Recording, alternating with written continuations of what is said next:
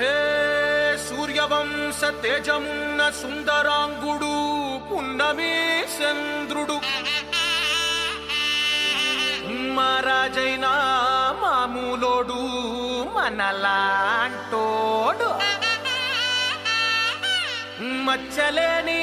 మనసున్నోడు జనం కొరకు ధర్మం కొరకు జన్మెత్తిన మహానుభావుడు వాడే శ్రీరామ